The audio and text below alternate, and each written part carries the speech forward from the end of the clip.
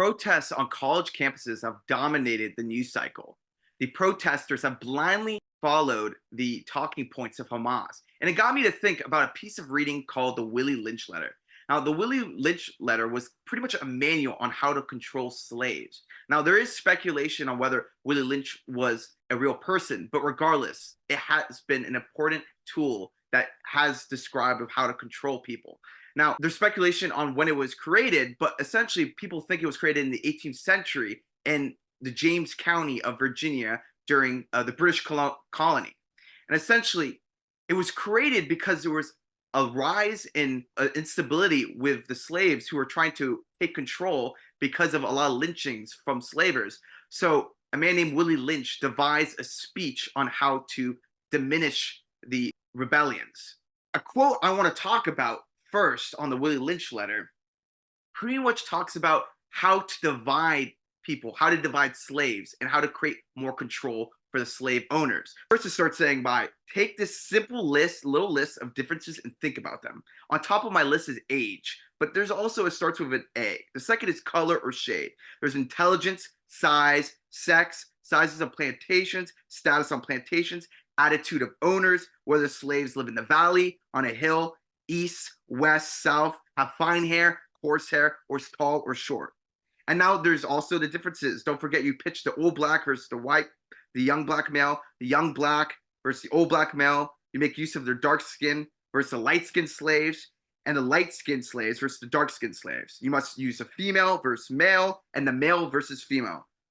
And essentially what the point is of this, and which I'll quote a little bit later after this, is that it's supposed to divide the slaves so that they keep them untrustworthy of each other so they don't take control of the master. And that's what he says, right? The master says, Willie Lynch says about the master. And he says, but it's necessary that your slaves trust and depend on us. They must love, respect, and only trust us. So what are your thoughts on that, Cooper, specifically?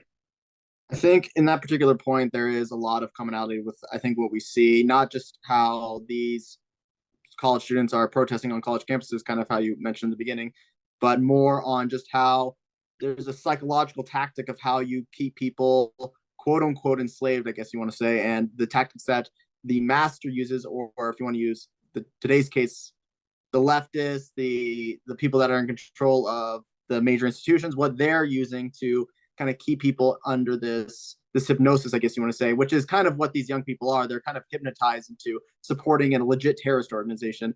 But the point that you were talking about, dividing people, which is something that we see the left do really, really well, because they divide people on essentially every category you possibly can, whether it be race, age, gender, sexual orientation, class, things like that. That's a topic that they've been spouting forever, is that you need to divide people and have certain categories that people are willing to fall under that they identify as. So you have people that identify as gay or as a member of the LGBT community, not necessarily like Americans is something that would normally unify everyone, but it's trying to break us into little subjected groups.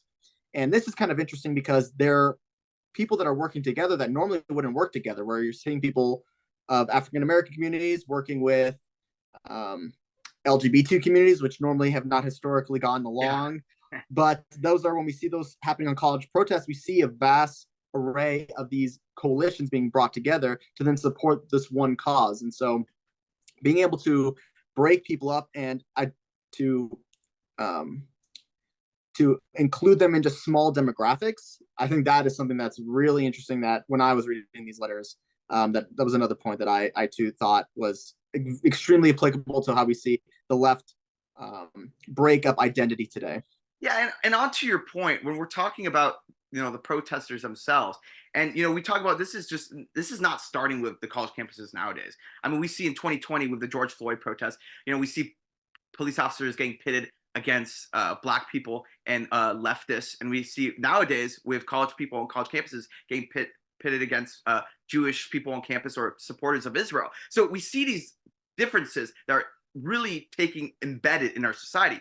But onto that, I think, and the last thing really spoke to me when you're saying to keep people divided, so to distrust them and trust only us. And essentially, you can really it's very broad understanding. But essentially, what I see it as is any kind of type of authority. Now, in that case, in the Willie Lynch letter case, it was slave owner. But we see now it could be government, and it could be anything, or the news organizations. It could be anything with any type of authority people depend on. So that's what I see. And we see with the protests specifically, and which is kind of strange. We see, David Rockefeller, who's funding a anti-Zionist organization called the Jewish Fund for Peace, which is pretty much orchestrating these talking points for all these protesters to speak about on college campuses. So, and of course, George Soros's Open Source Foundation. So we see these different interests converging and that are involved that are essentially trying to pit people against each other. Right. And in this particular case, when you're seeing people that are so vehemently fighting for a particular ideology, the one that is the most radical in nature, this is another tactic that the Democratic Party or the left-wing party that you want to describe them as, whoever is the one orchestrating this stuff, there is a tactic of getting people to support the most radical nature and moving them as far to the left as possible. And in doing so, it is embracing things like Hamas, which had attacked a sovereign nation that is an ally to the United States. And then you have people in the hundreds, if not, potentially thousands of people gathering in these protests around the world, not just on college campuses, but then promoting this legitimately genocidal ideology, which is attempting to eradicate all Jews. And to get people to actually identify and support that cause is absolutely absurd, and it just shows to you how brainwashed some of these people can be, and how these tactics actually do such a intelligent job of getting people to believe in this wacky ideology. Because then exactly what I was talking about before is when you get ideologies that normally wouldn't work together, you have people of the LGBT community supporting Hamas protesters, which if they ever went to Iran or into the Gaza Strip, they wouldn't last 10 minutes because they themselves would be executed on spot. But the fact that those people are even working to support the Palestinian movement against Israel, like that is total backwards thinking. But that's just kind of a testimony of how well you can actually affect people's opinions when you implement this stuff properly. Yeah, onto your point, and when we're talking more about the Hamas rhetoric, there's this specific quote I found, a specific section of the Willie Lynch letter, which I found really interesting and kind of pivotal towards what we see, why these college protesters and protesters, as you mentioned, around the world are pretty much just talking about Hamas rhetoric. So essentially, this quote says that crossbreeding completed for further severance from the original beginning, we must completely annihilate the mother tongue of both the black and the new mule and institute a new language that involves the new life's work of both. Language is a peculiar institution. It leads to the heart of the people. The more a foreigner knows about the language of another country, the more he's able to move through all levels of that society. Therefore, if the foreigner is an enemy of the country, to the extent that he knows the body of the language, the extent that is the country vulnerable to attack or invasion of a foreign culture. Now, essentially, what we see with this new language created is, to me, I see it as a distraction, or it could be a particular agenda that's being put into place.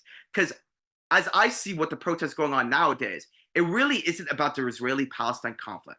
Now, I think a lot of what we see going on college campuses has to do with rhetoric espoused by Soviet propaganda. And what we see with the protesters nowadays, they're saying genocide, apartheid, victim, oppressor. Now, these are terms that were coined specifically by Soviet propaganda tools. And essentially, these protesters have no idea what they're talking about. They're just uttering these words. And that we see that's going on all over the world. And that's my opinion, why we see this new language is so powerful, because we could keep the people, focusing on this new language instead of actually focusing on what really matters, is that, there's perhaps particular interest groups that are taking advantage of us. Those terms that you're describing, they're not new terms, but they're, again, what you described, they're terms that have existed coming through Marxism. But there are new terms that are being changed every single day, which is partly why language is so important, because it changes the battleground of where you fight arguments. And everyone can know that the language is constantly changing, and then the left adopts the language where, even the term liberal is something that liberals today are not liberal. They do not believe in liberty. So, Sure. but that's a name that they've adopted, and that in a way, giving them that label allows them to control so much of their argument. Same thing with pro-life or pro-choice. If you're not pro-choice, then you're obviously pro-one choice, right? And that sounds bad when you're making arguments like that. But those are things that the right just naturally adopts. So there is a lot of language that is being constantly changed and fluctuating year on, between each year. Things and definitions are changing, right? Right. And everyone can see that anytime you watch the news. Definitions of things are changing, and people are using new words. They're saying, "Oh no, this doesn't mean this anymore." And in that way, it keeps the conversation really hard to defend. And for the right, that's true. But when the left has adopted this language and they're willing to accept, oh, there is, all these different types of genders, right? That's a new form of words that have not existed before, 2020, right? There's 100 new words that existed for different types of genders. But since you believe those things, that's just another way that you've now adopted into this ideology. And the more you adopt into this philosophy, the much harder it is for you to remove yourself from it. And the more likely you are to be more radicalized in doing the things that they ask you to do. Yeah, and I think you're onto something really important. It's like when we're talking about the new language that they said in Willie Lynch Letter, it's like, what are these examples that we see it taking place? We see the 1619 people talking about the 1619 project, which is pretty much creating a falsified history about the history of the United States. We see this idea of white privilege taking place, that if you're born white, you have a certain privilege over other races. And in those two languages, we see this division, and we see this distraction from what's actually going on. And I think that's the focus of what we see, the control of language. Because if you control what people talk, if you control what people think about, then you pretty much have control over them. And essentially, it would get them away from what I argue is the importance of what is being an American. And we're talking about nowadays, distract them about the conflict that's going on 1,000 miles away. It really doesn't focus on the at-home issues going on here. And I think that's when you see control language. We see, interest groups like George Soros converging. And I actually think the Biden administration funded partly the protests going on college campuses. So if you distract the protesters, if you distract them to think about a certain ideology, it will get them away from the issues going on at home. And that what we see taking place in our country.